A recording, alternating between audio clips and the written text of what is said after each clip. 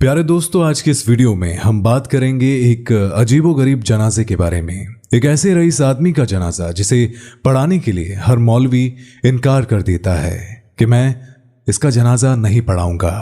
तो वीडियो में आगे बढ़ने से पहले अगर आपने इस वीडियो को लाइक नहीं किया है तो इस वीडियो को जरूर लाइक करें और हमारे चैनल को सब्सक्राइब करके बेल आइकन भी दबा दें। तो चलिए बिस्मिल्लाह करते हैं। दोस्तों, एक शहर में एक ऐसा आदमी रहता था, उसके पास अल्लाह का दिया हुआ सब कुछ था। अल्लाह ने उनको दौलत, इज्जत, शोहरत, औलाद, अलगर्ज, दुनिया की हर नेमत से नवाजा था। इन सब के बावजूद ये एक ईमानदार और अल्लाह वाले इंसान थे। अपनी दौलत का ज्यादातर हिस्सा गरीबों, मिस्किनों, यतीमों पर खर्च कर देते थे और गरीबों की मदद करते थे। रईस का इकलौता बेटा था जो अपने बाप से बिल्कुल अलग था।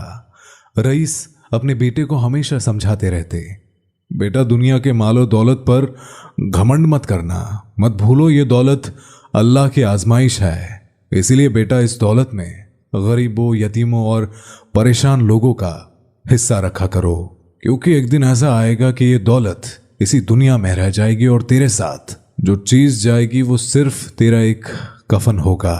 रईस का बेटा दौलत और दुनिया को सब कुछ समझता था। उस पर अपने बाप की किसी भी बात का कोई भी असर नहीं होता था।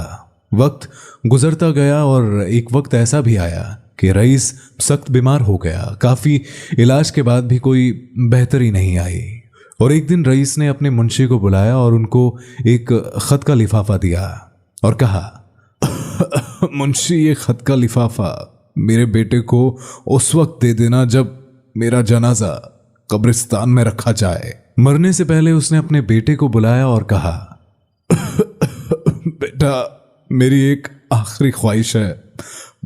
मरने से पहले जब मैं मर जाऊं तो मुझे मेरे पुराने मोजे पहनाकर दफन कर देना और मुझे यकीन है कि मेरी आखिरी ख्वाहिश को तू जरूर पूरा करेगा।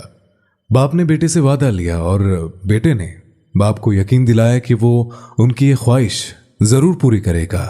और इसके बाद उस रईस का इंतकाल हो गया। रईस की लाश को गुस्ल कर दिया गया। कफन पहनाने के साथ बेटे ने बाप की ख्वाहिश के मुताबिक उसे पुराने मोजे पहनाए। जनाजा कब्रिस्तान में ले जाया गया। काफी तादाद में लोग जनाजा पढ़ने के लिए आए हुए थे। शहर का बेहतरीन मौलवी उनकी नमाज जनाजा पढ़ाने आया था। मगर जब मालूम हुआ कि लाश को मोजे पहनाए गए हैं तो मौलवी ने जनाजा पढ़ाने से साफ इनकार कर दिया और रईस के बेटे को बुलाकर कहा, देखिए ये शरीयत के खिलाफ है और शरीयत इसकी इजाजत नहीं देती, तो लिहाजा मैयत से मोजे उतारने पड़ेंगे। मगर बेटे ने मौलवी की बात मानने से साफ इनकार कर दिया। रईस के बेटे ने कहा, देखिए मेरे बाप की ये आखिरी ख्वाहिश थी, उन्होंने मरने से पहले मुझसे वादा लिया था, लिहाजा उनकी ये ख्वाहिश मैं जरूर पूरी करूंगा। अब कब्रिस्तान में ये एक मसला बन गया। सब लोग रईस के बेटे को समझा रहे थे मगर वो किसी की बात मानने को राजी ही नहीं था। उन्होंने शहर के बड़े बड़े उल्मा इकराम से राब्ता किया और उनको पैसों की लालच दी कि वो नमाज जनाजा पढ़ाए, मगर शहर के किसी भी आलिम ने उसकी बात नहीं मानी। हर एक ने यही कहा कि ये शरीयत के खिलाफ है कि मुर्दे के साथ सिवाय कफन के कोई भी चीज नहीं जा सकती।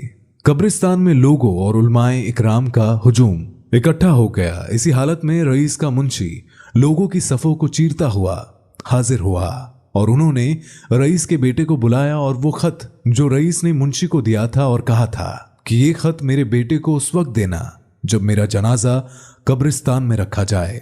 तो मुंशी ने वो खत रईस के बेटे को दे दिया और कहा, आपके अब्बा ने मुझे ये खत दिया था और उन्होंने ये वसीयत की थी कि ये खत मैं आपको उस वक्त दूं जब उनका जनाजा कब्रिस्तान में रखा हो।